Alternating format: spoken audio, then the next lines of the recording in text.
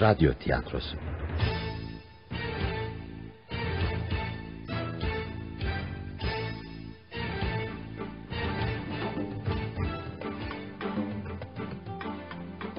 Şöminedeki Katil.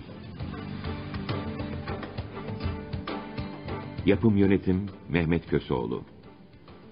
Yazan Larry Quinn. Uyarlayan Tayfun Türkili. Seslendirme yönetmeni İskender Bağcılar, Neslihan Gürgün. Kayıt Davut Genç. Montaj Halil Karabacak.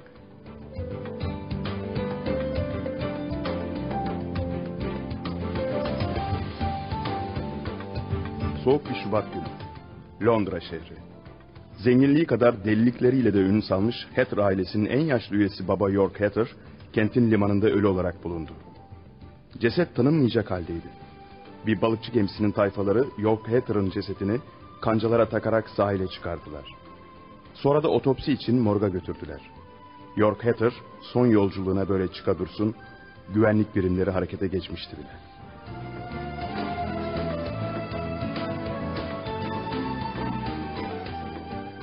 Doktor Şenik, York Hatter'ın ölüm sebebi neymiş?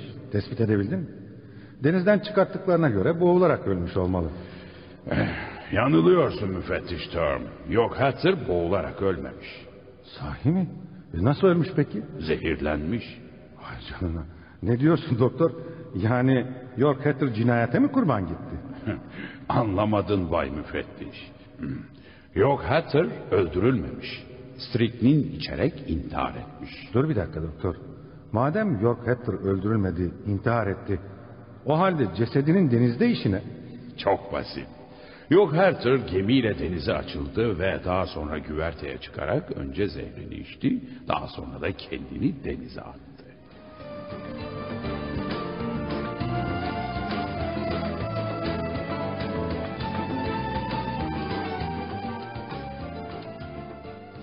Başınız sağ olsun Bayan Emily. Ölen eşiniz York Hatter değerli bir bilim adamıydı. Ölümü hepimizi üzdü. Teşekkür ederim Bay Müfettiş. Sizce kocanızın intihar etmesi için bir sebep var mıydı? Hayır. O sürekli kendini meşgul eden biriydi. Sabahtan akşama kadar laboratuvarına kapanır, ilaçlarla deney yapardı.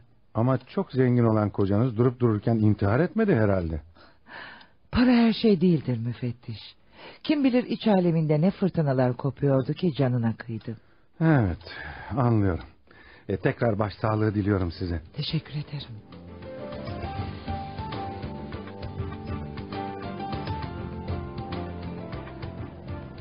Doktor Merriam, siz Hatter'ların aile doktorusunuz değil mi? Evet öyle müfettiş.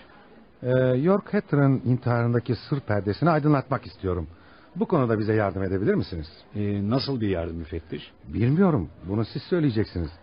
York Hatter'ın sağlık problemleri var mıydı? Ya da psikolojik rahatsızlıkları filan? Bakın müfettiş, prensip olarak hastalarımın hakkında bilgi vermek yanlısı değilim. Biliyorsunuz Hatter'lar İngiltere'nin çok önemli bir ailesidir. Bazı şeylerin basına sızdırılması onlara zarar verebilir. Basına bilgi vermeyeceğimizde emin olabilirsiniz doktor.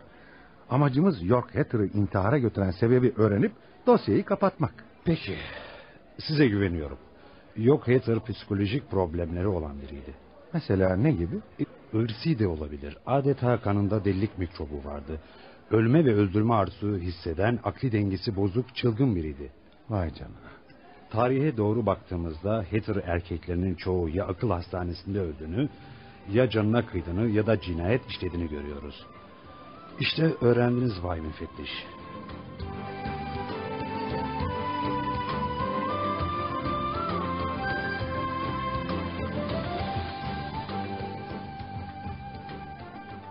O süt sizin değil. Bırakın bardağı Jackie. Sen karışma, pis hemşire, cicem işte. İçemezsin. Jackie, Bırak diyorum. Jackie rahat dur diyorum sana. Elindeki o bardağı bırak. Bırakmayacağım işte. Canım süt içmek istiyor. Hayır içmeyeceksin. Bırak diyorum sana. İçeyim de gör. O sütün Louis Alan'a ait olduğunu biliyorsun Jackie. Sana kaç kere onun sütünü içmemeni söylemiştim. Fakat ben... bana bir şeyler oluyor. Jackie ne oldu sana? Jackie. Bilmiyorum. Çok fenayım anne. Yardım edin. Jackie bayıldı, buraya gelin çabuk. Bayan Emily buraya gelin çabuk. Jackie ne oldu? Jackie'ye ne oldu Martha? Bilmiyorum efendim. Biraz süt içti, sonra da düşüp fenalaştı. Aman Allah'ım. Bayan Smith, çabuk Doktor Marion'a telefon et. Hemen buraya gelsin, çabuk Peki ol. Bayan Emily. Martha, sen de Jackie'yi alıp odasına götür hadi. Peki efendim. Gel. Hadi gel Jackie, seni odana götüreyim. Midem çok bulanıyor anne. Korkma canım. Doktor gelsin, seni hemen iyileştirecek. Bu şeyler yiyip mideni bozuyorsun. Tamam Bayan Emily. Doktoru aradım, hemen geleceğini söyledi. Aman tanrım, şuraya bakın Bayan Emily. Ne oldu Bayan Smith? Köpeğe bakın. Köpeğe ne oldu? Bilmiyorum ama köpek ölüyor galiba. Bayan Barbara'nın köpeği can çekişiyor. Olur şey değil. Biraz önce canavar gibiydi. Ne oldu bu hayvana? Bilmiyorum. Küçük Jackie'nin yere döktüğü sütten içtikten sonra böyle oldu galiba. Ne? Sütten mi içti? Evet. Olamaz. Köpek öldü Bayan Emily.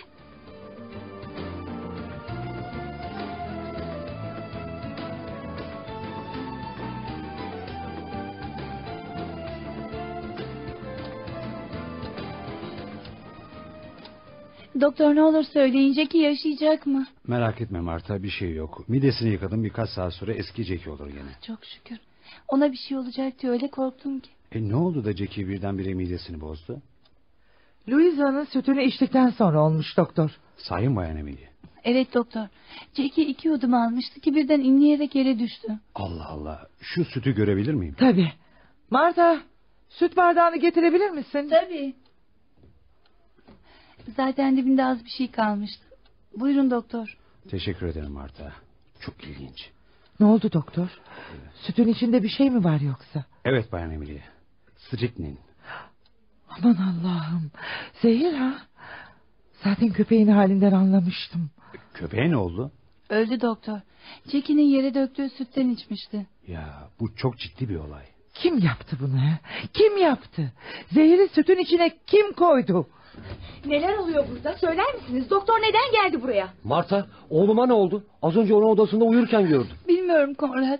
İçtiği süt dokunmuş galiba. Saçmalama Marta, süt neden dokunsun ki Jackie'ye? Biri sütün içine zehir koymuş Konrad. Evet Anne ya. ne söylediğinin farkında mısın sen? Olamaz. Zehra. Allah'tan Jackie 1-2 yudum almış. Ama olan Barbara'nın köpeğine oldu. Benim köpeğime mi? Söyleyin, ne oldu Tommy'ye? Yere dökülen sütü içince öldü Barbara. Ne? Tommy, zavallı köpeğim, zavallı miniğim. İnanılır gibi değil. Ya ama kim yapabilir böyle bir şeyi? Kim yapabilir böyle bir alçaklığı anne? Kimin yaptığı belli değil. Ama bunu mutlaka öğreneceğim. Anne lütfen sakin ol. Nasıl sakin olurum? Anlamıyor musunuz? Asıl kurban Jackie değildi, Louisa'ydı. Louisa mı? Bundan emin misiniz Bayan Emily? Elbette. O yumurtalı süt Louisa'nındı doktor. Louisa her gün aynı saatte sütünü içerdi.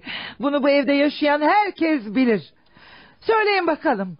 İçinizden hanginiz zavallı Louisa'yı zehirlemek istedi? Anne nasıl böyle konuşabiliyorsun? Kim o kör, sağır ve dilsiz kızı öldürmek isteyebilir ki? Lütfen bizleri suçlama anne. Hangimiz böyle bir alçaklığı yapabiliriz? Hanginiz mi?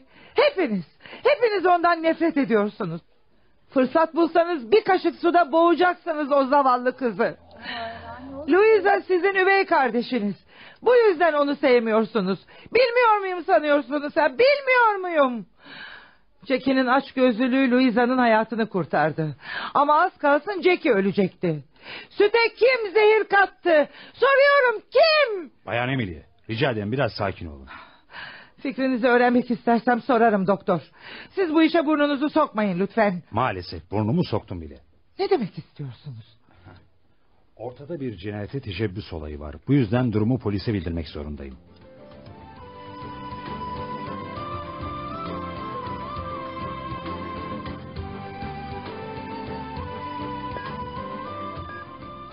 Zehir mi dediniz doktor? Ölen filan yok ya. Sadece bir köpek. Demek zehiri süte karıştırmışlar ha? Anlıyorum. Tabii. Bildirdiğiniz için teşekkür ederim. Biz gereken tahkikatı yaparız. İyi günler. Bu kadar tembellik yeter dedektif Bruno. Kalk bakalım. Hatter'ların malikanesine gidiyoruz. Bakıyorum o malikaneyi pek sevdiniz müfettiş. Daha geçen hafta oraya intihar eden York Hatter'ın ilgili soruşturma yapmak için gitmemiş miydik? Evet ama bu seferki başka. Ne olmuş? Cinayete teşebbüs. Ne? Cinayete teşebbüs mü? Peki kim kimi öldürmek istemiş? Kimin bu cinayete teşebbüs ettiği bilinmiyor. Ama birisi süte zehir karıştırmış. Küçük bir çocuk ölümden dönmüş. Bir köpekse ölmüş. Vay canına. Ne malikane be. Ya memleketin en zengin insanları yaşıyor orada. Dostum, delilik parayla değil ki. Hı.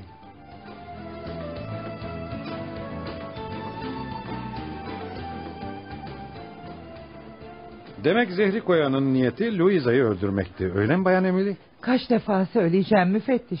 Jackie o sütü yanlışlıkla içmiş. İçmemiş olsaydı Louisa içecek ve o ölecekti. Bu malikanede kaç kişi yaşıyorsunuz Bayan Emily? Ben dahil 8 kişi dedektif. İsimlerini rica edebilir miyim? Bu çok mu gerekli? Eğer katil dışarıdan biri ise gerekli değil tabii. Saçmalamayın. Sokaktaki adam mı malikaneye girecek de sütün içine zehir karıştıracak? Belli ki bunu yapan içimizden biri. O halde evdekilerin isimlerini rica edeyim. Büyük oğlum Konrad, karısı Marta ve 8 yaşındaki oğlu Jackie. Jackie. Evet. Diğerleri? Kızım Barbara ve ilk kocamdan olan kızım Louisa. Louisa. Evet, hizmetçi başka? Mildred 20 yıldır yanımda çalışır. Bir de hemşire bayan Smith. Hemşirenin işi ne? Louisa'ya bakıyor. Louisa hem kör hem sağır hem de dilsizdir. Yazık. 3 duyudan da yoksunmuş. Peki böyle bir kızı kim öldürmek isteyebilir ki? Hizmetçi, hemşire ve ben hariç herkes isteyebilir. Çünkü mirastan hissedar olduğu için hepsi de nefret ediyor o zavallı kızdan. Peki esrarengiz katil süte koyduğu zehri nereden buldu dersiniz Bayan Emily? Öyle ya, zehir bu. Her yerde satılmaz. Ölen kocam Yorkhatter'ın laboratuvarından almış olabilir. Biliyorsunuz Yorkhatter bilim adamıydı. Laboratuvarında zehir bulundururdu. O halde şu laboratuvarı yakından bir inceleyelim.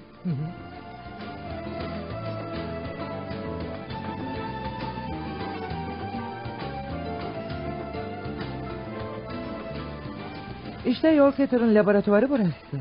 Kocanız zehirleri nerede saklıyordu Bayan Emily? Şurada bir dolap olacaktı. Üzerinde de kuru kafa resmi vardı. Tamam, ben buldum. İçini açıp bakalım hemen. Amma da şişe var burada. Hepsinde de zehir var galiba. İşte aradığım şeyi buldum. Bakın 2 tane şişe. Üzerinde strychnine yazıyor. İyi ama şişenin biri boş. Bu da katilin stricnine'i bu laboratuvardan aldığını gösteriyor bize. O halde bu laboratuvarı hemen kilit altına alalım. Böylelikle ilk teşebbüsünde başarılı olamayan katilin ikinci kez Louisa'yı zehirle öldürmesine engel oluruz.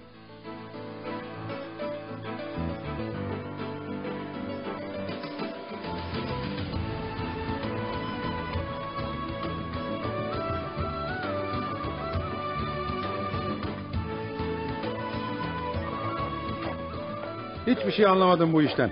Şu ana kadar tek tespitimiz katilin zehri nereden bulduğu. Malikanedekilerin hepsini sorguya çektik ama sütün içine zehri koyanın kim olduğunu öğrenemedik. Bunu öğrenmek kolay değil. Bunu öğrenmek için Herkül Poirot olmak gerek. O da kim ki? Şu Agatha Christie'nin romanlarındaki pos bıyıklı ufak tefek polis hafiyesi. Hani her türlü karışık cinayet çözen dedektif. Saçmalama. Bu esrarengiz olayı çözmek için roman kahramanına gerek yok. Bu işi ikimiz çözeceğiz. Aslında şüpheliler elimizde. Sadece içlerinden birisini tutuklayacağız. Kimi mesela? Bayan Emily Hatter'ı listeden sil. Evin reisi o. Louisa'ya ne kadar düşkün olduğu ortada. Hizmetçi Mildred'ı da sil. Emin emektarı çünkü. Küçük Jackie'yi de geç. 8 yaşında bir çocuk zehirden filan anlamaz. Şu kör, sağır, dilsiz kızın bakıcısı hemşire Smith'i de şüpheliler listesinden çıkarabiliriz. Geriye kala kala Emily Hatter'ın çocukları ve geleni kaldı. Bence Kontrat Hatter'ın karısı Bayan Marta'yı da şüpheliler listesinden çıkarabiliriz müfettiş. Neden? O kadın zavallının teki. Sorgu sırasında 2 kelimeyi bir araya getiremedi. Bu duruma göre katil adayı olarak geriye 3 kişi kaldı Bruno. Konrad Hatter ve kız kardeşi Barbara Hatter. Sence süte zehri koyan bu 2 kişiden biri mi? Öyle gözüküyor müfettiş. Tabii dışarıdan biri yapmadıysa. Ya ama o zavallı kör, sağır, dilsiz Louisa'yı kim ve hangi sebeple öldürmek isteyebilir ki? Bu işte kimin menfaati olabilir ki?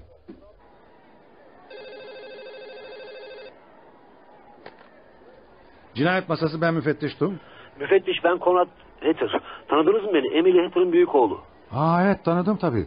Hayrola, bir şey mi oldu Bay Konrad? Dinleyin müfettiş. Çok korkunç bir şey oldu. Sakin olun Bay Konrad. Ne oldu, anlatın. Cinayet müfettiş. Köşkte bir cinayet işlendi. Ne? Cinayet mi? Nasıl anlatacağımı bilemiyorum ama korkunç bir cinayet işlendi. Hemen buraya gelseniz iyi olur. Bir dakika Bay Konrad. Öldürülen kim? Louisa mı? Hayır müfettiş. Belki inanmayacaksınız ama öldürülen Louisa değil. Annem Emily Hatter.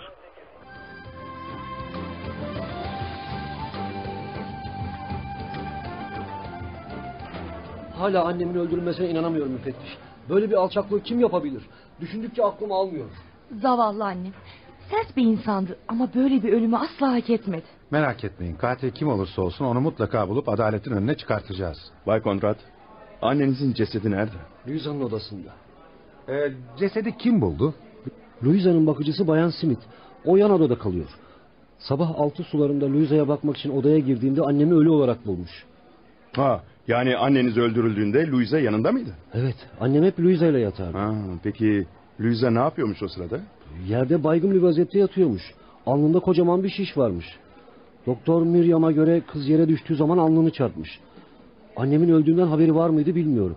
Peki, teşekkür ederiz Bay Konrad. Dedektif, gel biz cinayetin işlendiği odaya gidelim.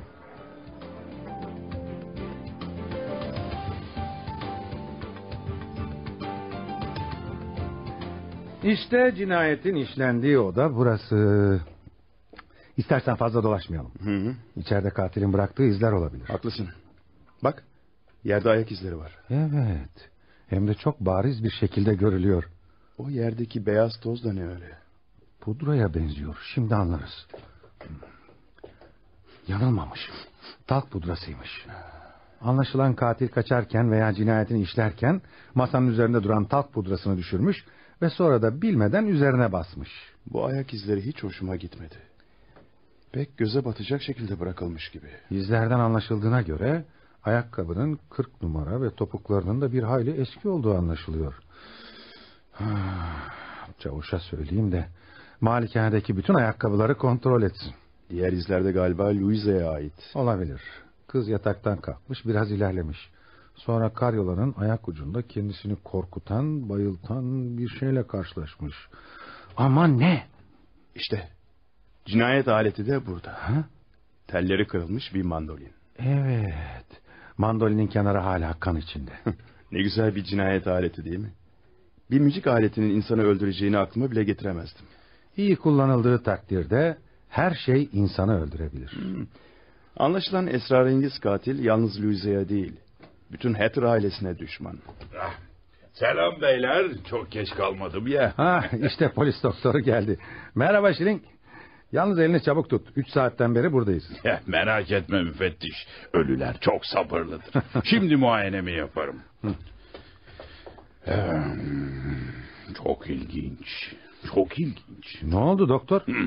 Bu kadını mandolin öldürmemiş müfettiş. Hı? Daha doğrusu mandolinle indirilen darbeler kafi derecede kuvvetli değilmiş. Peki ölüm sebebi ne sence? Emily Hatter'ın kalbi varmış. Ya, demek ki biri Emily Hatter'ın kafasına mandolinle vurdu ve bu şok neticesinde kadının kalbi durdu, öyle mi? Bana kalırsa başına mandolinle vurulduğunda kadın uyanıktı. Cesedin gözlerine bakın müfettiş. Bu gözler açık ve dehşet dolu. Sonra çehresinde de çok garip bir ifade var. Hı. Ya elleri? Kadın yumruklarını sıkmış. Evet. Bu demektir ki kadın hücuma uğradığında uyanıktı. Mandolin işini anlayamadım. Neticede mandolin kadının kalbinin durmasına sebep olmayabilirdi. Yani katil cinayet işlemeye karar verdiğine göre daha işe yarayacak bir alet seçemez miydi? Orası öyle. Üstelik darbeler de pek şiddetli indirilmemiş. Doktor, cesedin başka yerinde yara izleri var mı? Hayır, yok. Peki zehir falan? Zehirlenme belirtisi yok ama tabii otopsi yapacağım. Ancak zehir bulabileceğimi de hiç sanmıyorum. Sen gene de otopsi yap. Hatter'lardan birinin gene zehir kullanıp kullanmadığını anlamamız lazım. Ben bu işin içinden çıkamadım. Evvela biri zavallı kör Louisa'yı zehirlemeye kalktı. Ondan sonra da annesini öldürdü. Şuraya bakın. Yatağın altında ne buldum? Ne buldun dedektif? Bir enjektör. İçinde de tortu var. Doktor, bakar mısınız şuna? Tabii bakayım. İlginç. Evet, Evet, olabilir. Ne olabilir doktor? Zehir. Ama kesin bir şey söyleyemem. Tahlil etmem lazım. Cesette iğne izleri var mı doktor? Yok, hayır, baktım, yok. İyi ama madem cesette iğne izi yok, bu enjektörün burada işi ne? Belki bunun cevabını Louisa verir bize müfettiş. Onunla hemen konuşalım.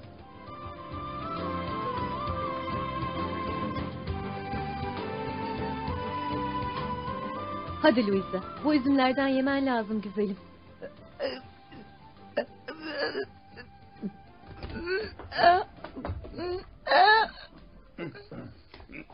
Durun hemşire. O üzümleri Louisa'ya vermeyin. Ay, korkuttunuz beni baylar. Affedersiniz. Ben dedektif Bruno. Bu da müfettiş Tom. Bayan Emily Hatter'ın ölümüyle ilgili tahkikat yapıyoruz. Neden Louisa'ya üzüm vermemi istemiyorsunuz? Onların zehirli olmasından şüpheleniyoruz. Aman Allah'ım. Louisa kaç üzüm yedi hemşire? Birkaç tane. Doktor Schilling. Louisa'nın bir şey yok ya. Görünürde her şey iyi gibi. Bir şey yok sanırım. Çok şükür geç kalmamışız. Kör kızın zehirlenmesinden mi korkuyorsunuz baylar? Evet doktor. Bundan eminim. Meyveleri görüyor musunuz? Üzüm, muz ve 3 tane de armut. Hemşire, Louisa hangi meyveleri severdi? Louisa bütün meyveleri sever ama en çok da armudu. Peki, Bayan Emily Hatter hangi meyveleri severdi? O da bu tabakta duran meyvelerden yer miydi? Bazen yerdi. Yalnız Emily Hatter armuttan nefret ederdi. Evdekiler de bunu bilir miydi? Tabii, hepsi bilirdi. Demek Emily Hatter armuttan nefret ederdi ha? O halde bu armutları yakından tetkik etmemiz lazım. Doktor Schilling, bu odadaki bütün meyveleri tahlil eder misiniz? Meyvelerin zehirli olmasından mı kuşkulanıyorsun Bruno? Evet müfettiş.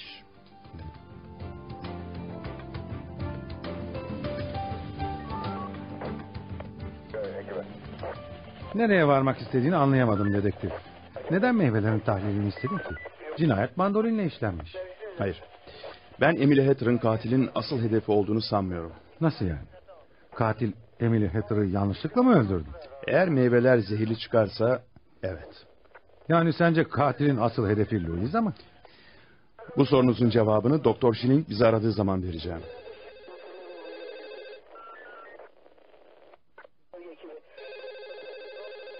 Cinayet masası müfettiş Tom. Ah, sen misin doktor? Evet. Ne?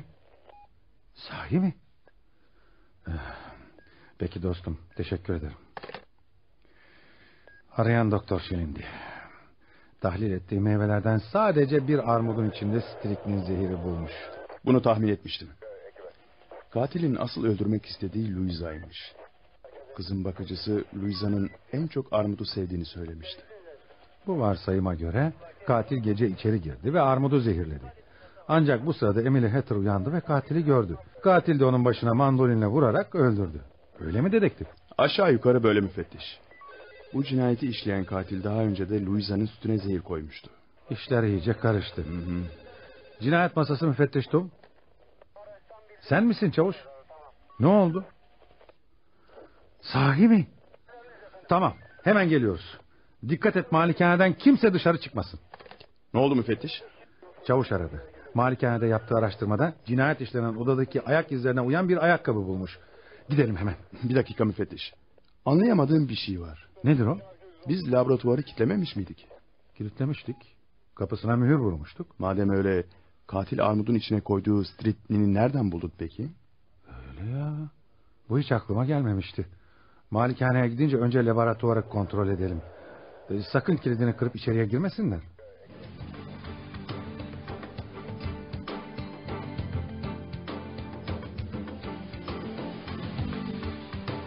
Allah Allah. Laboratuvarın kapısı kilitli, görüyor musun? Evet. Ama açıp içeri girmek zorundayız müfettiş. Katilin stritnini buradan alıp almadığını öğrenmenin tek yolu laboratuvardaki eczacı dolabına bakmak. Haklısın. Hadi içeri girelim. İşte açtım. Gel bakalım. Bir dakika müfettiş. Ne oldu? Yerlere baksanıza, bir karış toz. Yerde ayak izi bile yok. Bu durumda biz burayı kilitlediğimizden beri kimse girmemiş içeri. Doğru. İyi ama armudu zehirlemek için kullandığı striknini başka nereden buldu dersin? Şimdi anlarız. Bak. Bu dolapta bir tane striknin şişesi olacaktı. Dolu şişe duruyor mu? Ne yazık ki hayır. Striknin buradan alınmış. İyi ama nasıl olur? Kapı kilitliydi. İçeride ayak izi de olmadığına göre katil laboratuvara nereden girdi?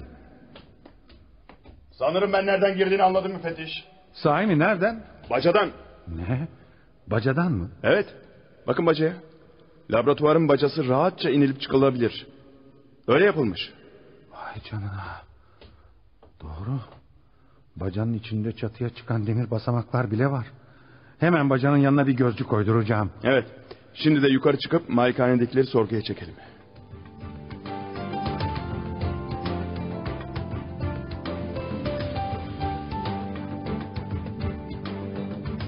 Buyurun. Ayakta durmayın Bayan Marta. Siz de öyle Bay Kondrat. Buyurun. ederim. Dün gece neredeydiniz Bay Kondrat? Ne demek istiyorsunuz müfettiş? Yani benden mi şüpheleniyorsunuz? Bay Kondrat, katil bulununcaya kadar herkesten şüphelenmek bizim görevimiz.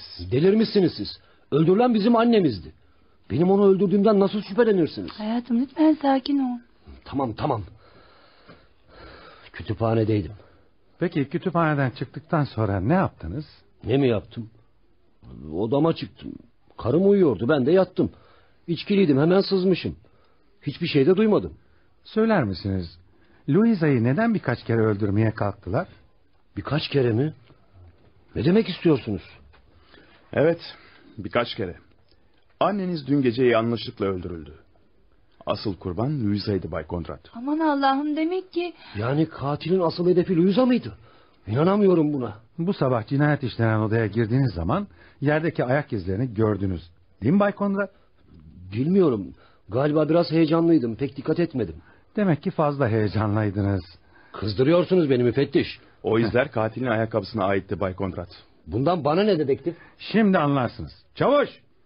Dolaptaki ayakkabıları çıkart da Bay Kondrat'a göster. Baş üstüne müfettiş.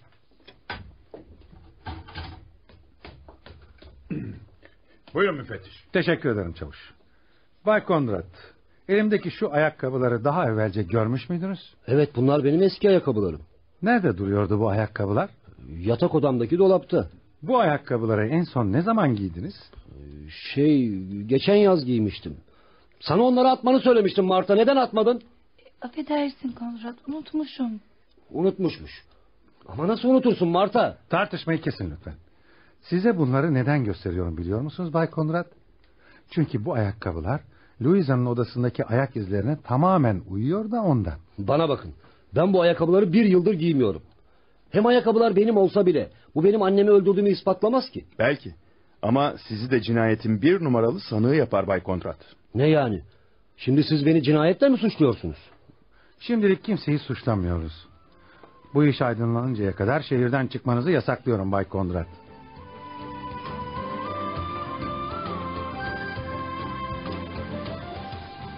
Hemşire, Louisa'nın ifadesini almak istiyoruz. Tabii Bay Müfettiş. Peki kızla nasıl konuşacağız? Hem kör, hem sağır, hem de dilsiz. Merak etmeyin, ben yardımcı olurum size. Louisa ile Braille alfabesiyle konuşacağız. Güzel.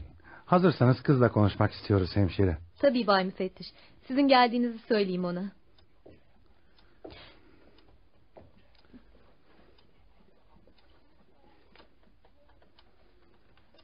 Louisa, hayatım, polisler seninle konuşmak istiyor.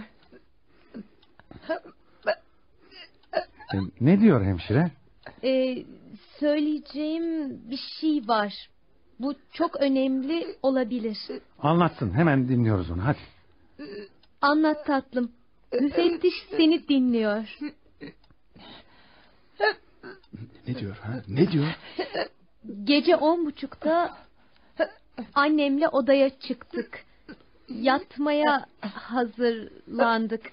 Sonra da talk pudrası sürdü. Bunu kokusundan anladım. Sorun ona, talk pudrası yere dökülmüş müydü? Louisa, pudra yere dökülmüş müydü?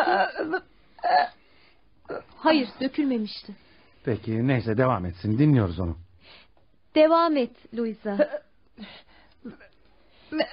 Sonra yattık. Aradan birkaç saat geçti. Annemi öptüm. O da benim yanağımı okşadı. Uyumuşum. Fakat benim için gece gündüz birdir. Bu yüzden pek rahat uyuyamam. Aradan ne kadar zaman geçti bilemiyorum. Birdenbire uyandım. Bana odada başka birileri daha varmış gibi geldi. Hem bu biri yatağımın kenarındaydı. O zaman bağırmak istedim. Bağırmak. Zavallı kız hala o anın heyecanını yaşıyor. Louisa bir şeyler söylemek istiyor. Odada bir şey vardı. Ama ne olduğunu anlayamadım. Annem olamazdı bu. Hislerim bana odada tehlike olduğunu söylüyordu. Yataktan kalkıp kaçmaya karar verdim. Bir iki adım attım. Kolumu uzattıktan sonra parmaklarım bir şeye süründü. Bir yüzdü bu. Bir insan yüzü. Bir yüz mü? Bu güzel işte. Hemşire, sizden bir ricam olacak. Louisa'ya söyleyin, o gece yataktan kalktığı zamanki hareketleri tekrarlayabilir mi acaba? Peki efendim. Louisa, hayatım, o gece yataktan kalkarken nasıl hareket ettin? Tekrarlar mısın?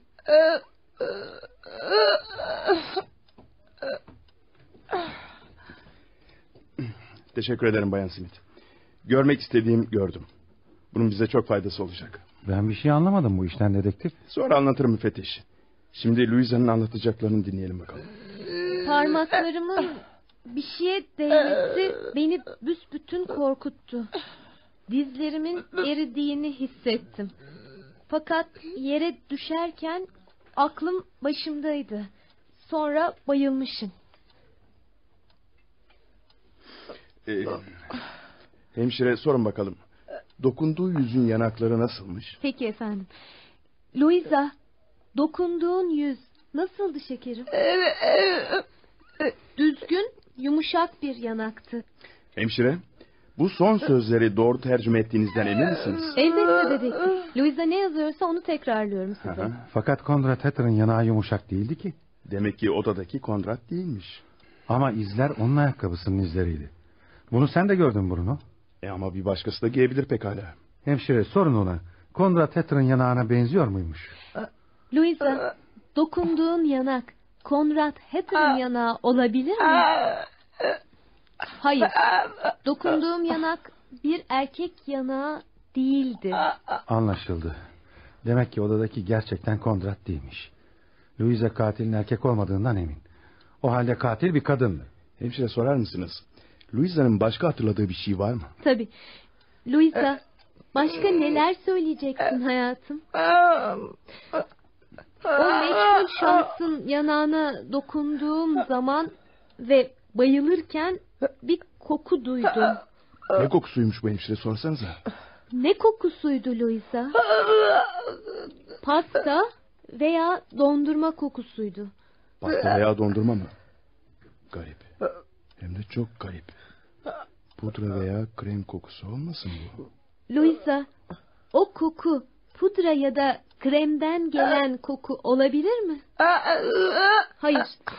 Pudra veya krem kokusu değildi. Pasta gibi, dondurma gibi kokuyordu. Neli dondurma? Çilekli, çikolatalı. Louisa, dondurma demiştin. Neli dondurma? Vanilyalı. Vanilya kokusuna benziyordu. Vanilya mı?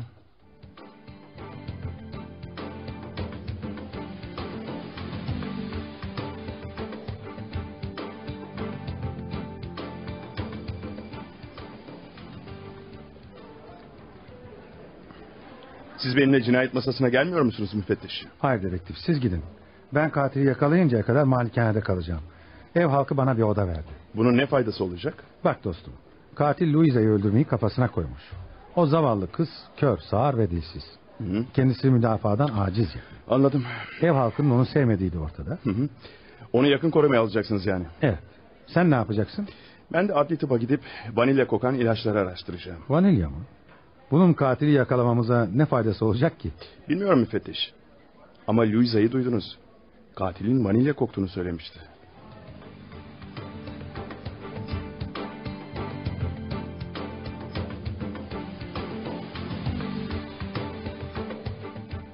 Merhaba Doktor Schilling. Aha, dedektif siz misiniz? Hayrola, sizi morga sürükleyen nedir acaba? Siz aynı zamanda zehir uzmanısınız, öyle değil mi doktor? Evet, öyle sayılır. Güzel. Bir koku hakkında malumat almak istiyordum. Koku mu? Morgda kokudan bol bir şey yok ki dostum. Benim aradığım koku öyle değil Doktor Schilling. Görünüşte tatlı, hoş bir koku. Katille ilgili. Nasıl bir koku bu dedektif? Vanilya kokusu. Vanilya kokusu mu? Hatter cinayetine bir de vanilya mı karıştı? Ha, işte bu çok tuhaf. Onun gibi bir şey. Vanilya, makyaj malzemesi, pasta, evet, çikolata, parfüm, vanilya kokusu, bunlar da olabilir. Peki doktor, vanilya kokan bir madde, ilaç ya da zehir var mı? Hayır, böyle bir zehir aklıma gelmiyor. Yalnız bazen merhemlere hoş koku versin diye koyabiliyorlar. Peki vanilyayı hangi ilaçlara koyarlar? Bildiğim kadarıyla merhemlere koyarlar. Peru Belsemi isimli bir ilaç var. Ah, evet. Evet, o aynen vanilya gibi kokar. Peki bu ilaç neye yarar? Basit bir cilt merhemidir. Cilt hastalıklarında kullanılır. Cilt hastalıkları mı? Çok garip.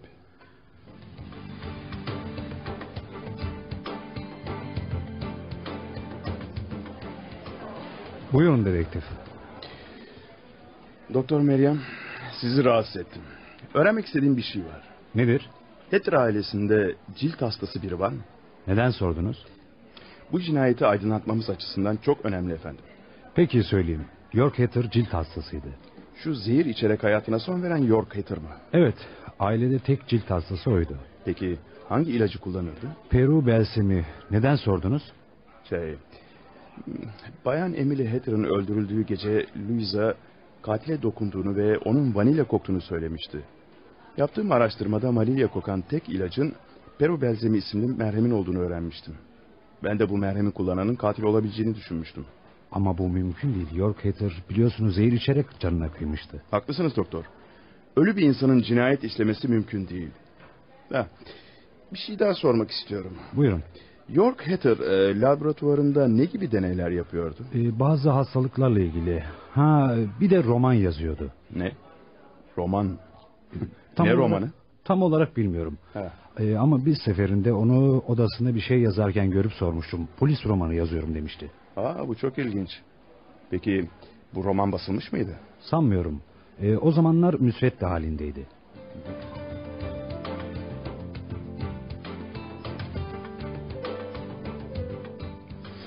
Çavuş, laboratuvarın kapısını açar mısın? Tabii efendim. Buyurun gidin. Ne arayacaksınız laboratuvarda? Bir roman. Cinayetin esrarı bu laboratuvarda yatıyor.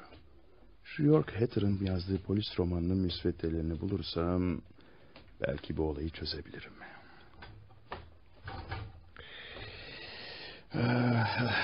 Malikanenin her tarafını araştırdım ama York Hatter'ın müsveddelerini bulamadım.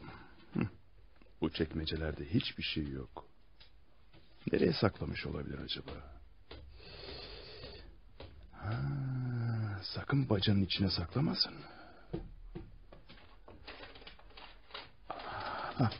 Bu da ne böyle? Bacanın içinde bir tomar kağıt var. Sanırım romanın müsveddeleri bunlar. Vay canına. Bu bir dosya. Sanırım aradığımı buldum. Şöminedeki katil. Polis romanı. Yazan York Hatter.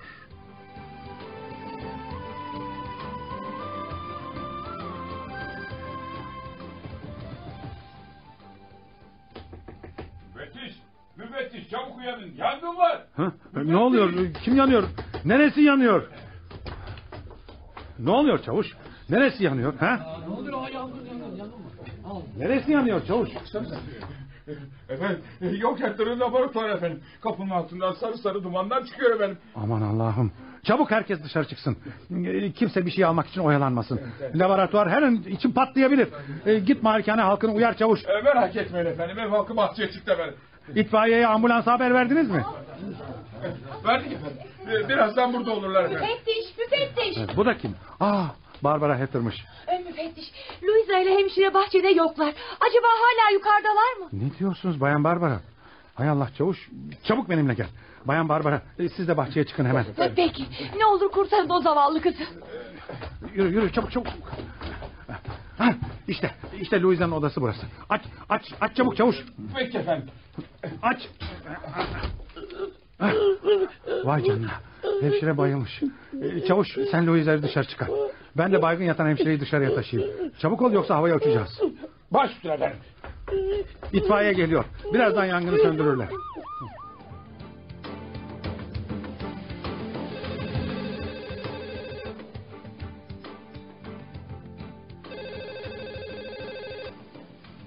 Buyurun.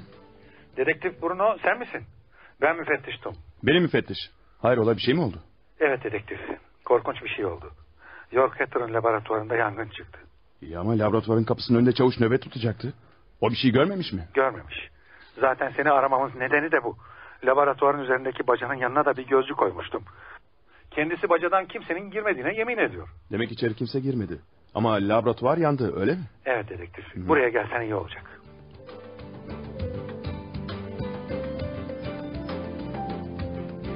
Vay canına. Laboratuvar ne hale gelmiş? Evet. Eğer ölen York Hatter laboratuvarın duvarlarını kalın yapmamış olsaydı bütün ev havaya uçacaktı. Laboratuvarın duvarlarını iyice kontrol ettiniz mi müfettiş? Gizli geçit falan olmasın? Her taraf tek tek kontrolden geçti. O halde katilinin laboratuvara nasıl girdiği belli oldu. Eğer bacayı kastediyorsan bu imkansız. Çünkü bacanın yanında bir polis görevliydi. Ama her şeye rağmen katil yine de laboratuvara girdi. Nasıl? Şömineden. Şömineden mi?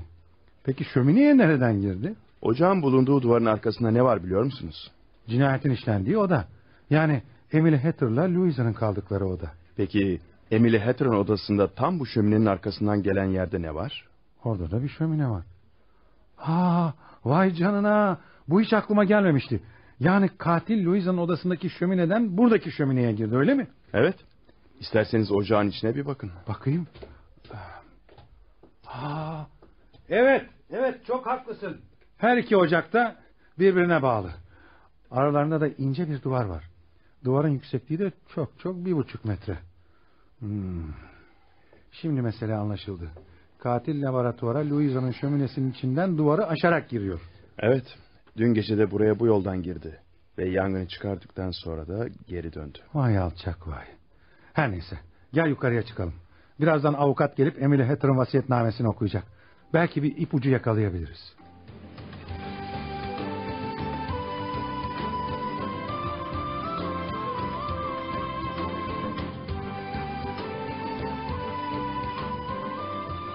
Müteveffa Emily Hatter'ın çocuklarına bıraktığı miras taksimine ne diyorsun?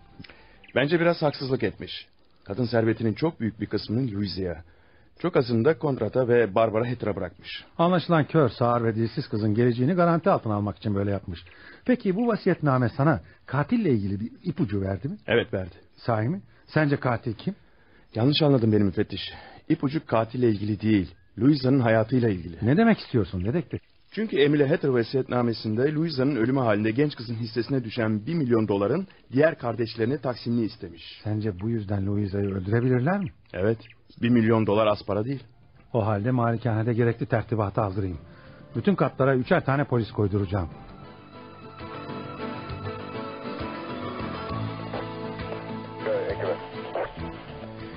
Evet müfettiş, işler nasıl gidiyor? Hatter'ların malikanesinde başka zehirlenme olayı olmadı ya. Hayır, şimdilik malikanede her şey yolunda. Eve bir zehir uzmanı yerleştirdim. Her şeyi tahlil ediyor. Sizden bir ricam olacak müfettiş. Nedir o? Çavuş ve adamları hala malikanede mi? Evet. Sizden Hatter malikanesindeki bütün polisleri çekmenizi istiyorum. Ne, delirdin mi sen? Bu takdirde katil meydanı boş bulacak. Zaten benim istediğim de bu. Fakat evde birinin bulunup evdekileri koruması lazım. Bu isteğim beni sorumluluk altına sokuyor. Merak etmeyin müfettiş. Evde biri bulunacak. Kim? Ben.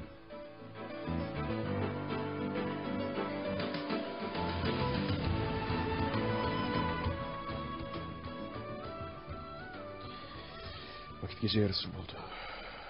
Tahminim doğru çıkarsa katil bu gece buraya gelecek ve Louisa'yı öldürmeye kalkacak. İşte katil odaya girdi. Şimdi şömine içine girerek oradan laboratuvara girecek ve York Hatter'ın eczacı dolabından zehir alacak. Yanılmamışım. Şömineye girdi ve laboratuvara gitti. Bekleyelim bakalım.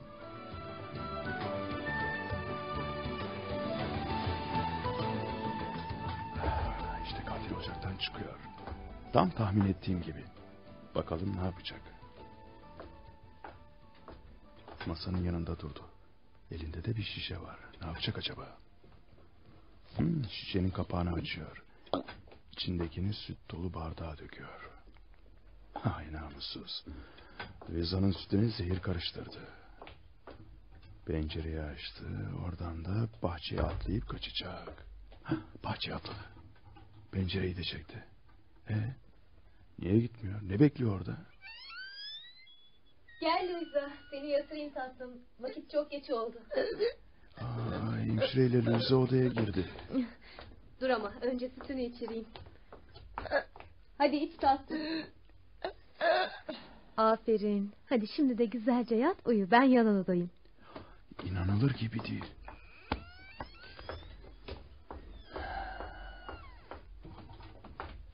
İnanılır gibi değil. Katil pencereden Louisa'nın sütü içişini seyretti. Yüzündeki o şeytani ifadeyi ömrüm boyunca unutamayacağım. İyi ki katilin elindeki zehir dolu şişeyi daha önceden değiştirmiştim. Yoksa zavallı Louisa şimdi ölmüş olacaktı. Dedektif, dün geceyi malikanede nasıl geçirdin? Hiç, yattım uyudum. Hani bana polisleri oradan çek, katili yakalayacağım demiştin. Bir şey olmadı mı? Cinayet masası müfettiştim. Kimsiniz? Anlayamadım. Kim dediniz? Aman Allah'ım, öldü mü? Gene mi zehir? Sakın bir şeye elinizi sürmeyin, şimdi geliyoruz. Ne olmuş müfettiş? Kim ölmüş, kim zehirlenmiş? Gördün mü dedektif?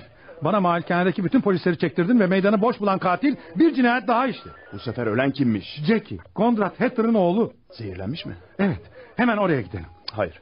Niye? Katilin bütün Hatter'ları öldürmesini mi bekleyeceğiz? Merak etme müfettiş, bu son ölümdü. Artık katil kimseyi öldüremeyecek. Son mu? Anlayamadım. Ne demek istiyorsun? Artık Hatter malikanesinde kimse öldürülmeyecek müfettiş. Allah aşkına dedektif, bu esrarlı konuşmaları bir yana bırak da dilinin altındaki baklayı çıkar. Bak müfettiş, malikaneye adli tabibi gönderin otopsi için. Artık bizim için yapılacak bir şey kalmadı. Peki ya katil? Katil mi? O öldü müfettiş. Öldü mü? Bana bak dedektif, böyle bilmece gibi konuşmayı bırak da her şeyi anlat. Sinirlerim iyice tepemde. O halde dinle müfettiş. Başından beri katili yanlış yerlerde aradık. Önce Konrad Hatter'dan şüphelendik. Evet öyle. Biraz geriye gidelim müfettiş. Louisa'nın annesinin öldürüldüğü güne. O günü hatırlıyor musun? Elini uzattığında katile dokunduğunu söylemişti. Buna göre katil kısa boyluydu. Yani Louisa'dan daha kısa. Aynı zamanda da yanağının yumuşak olduğunu belirtmişti. O halde katil bir adam olamazdı. Bir kadın mıydı? Hayır. Yumuşak bir yanak sadece kadınlarda bulunmaz. Katil bir çocuktu müfettiş. 8 yaşında bir çocuk. Yani Jackie Hatter mı? Evet. Katil Jackie Hatter'dı. Konrad ve Martha Hatter'ın oğlu Jackie. Aman Allah'ım. Yani şimdi Emily Hatter'ı başına mandolinle vurarak öldüren ve laboratuvardaki zehirleri ev içinde kullanan o çocuk muydu? O çocuk değildi müfettiş. O kanı delilikle dolu bir şeytandı. Başından beri ondan şüphelenmiştim. Hatter'ların aile doktoru Marinham'a gittim ve ondan Hatter'ların kanındaki o amansız hastalığı öğrendim. Öldürücü, yıpratıcı, delirtici bir hastalıktı bu. Peki katili nasıl buldun? Doktor Merriam ölmeden önce York Hatter'ın bir polisiye roman yazmak için çalışmalara başladığını söylemişti. Bir gece yarısı gizlice laboratuvara girerek bu kitabın planlarını okudum. Katil York Hatter'ın planlarını aynen uygulamıştı ve uygulamaya da devam edecekti. Önce Louisa'nın sütüne zehir katacak, sonra da Emily Hatter'ı öldürecekti. Cinayet gecesi yanağına vanilya kokan Peru belzemi adlı merhemi sürmesi, katilin ölen dedesi York Hatter'ın olması şüphesini uyandıracaktı ve daha sonra da laboratuvarı yakacaktı. İnanılır gibi değil. 8 yaşındaki bir çocuğun böyle bir şey yapmasını aklım almıyor. Senden polisleri malikaneden çekmeni istediğim günü hatırlıyorsun değil mi? Evet hatırlıyorum. İşte o gece ben Louisa'nın yattığı odaya saklanmıştım. Plana göre katil Louisa'nın sütüne zehir katacak ve genç kız tam sütü içerken mani olacaktı. Ancak bir gece önceden zehri aynı renkteki bir başka sıvıyla değiştirmiştim. Katilin bundan haberi yoktu. Süte zehri karıştırdıktan sonra bahçeye çıkan katil Louisa'nın sütü içmesini seyretti. Louisa sütü içerken suratında canavar bir ifade vardı. Oysa ilk kez planın haricine çıkıyordu katil. İşte o zaman anladım ki bu çocukça bir cinayet değildi. Katil Jackie. Cinayet işlemeye alışmıştı ve bunun devamını da getirecekti. Zavallı çocuk ailesindeki hastalığın kurbanıydı aslında. Anlattıkların inanılır gibi değil dedektif. Yalnız anlayamadığım bir şey var. Madem katil Jackie'ydi, kendisi nasıl zehirlenerek öldü? York Hatter'ın yazdığı polisiye romana göre katil sonunda kendisi de zehir içerek hayatına son verecekti. Ya, bir dakika. Yani sen Jackie'nin zehir içerek hayatına son vereceğini mi biliyordun? Evet. Peki neden mani olmadın? Sen polissin. Görevin katil dahi olsa insanları kurtarmak, öyle değil mi? Kurtarmak mı? Söyler misin müfettiş? Hangi jüri onu suçlu bulacaktı? Hangi mahkeme 8 yaşında bir çocuğa ceza verecekti? O dedesinin kanındaki delilik mikrobunu taşıyan biriydi. Bir kere öldürmeye başladı mı bundan zevk alacak ve başkalarını da öldürecekti. Ben görevimi yaptım ve toplumu cinnet hastası bir deliden kurtardım. Ama ölümüne seyirci kalarak. Biliyor musun müfettiş? Bu cinayet beni çok üzdü ve çok yordu.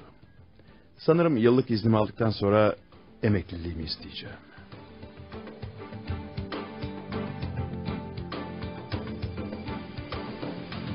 Şöminedeki Katil adlı oyunumuzu dinlediniz. Bir başka oyunda buluşmak üzere, hoşça kalın.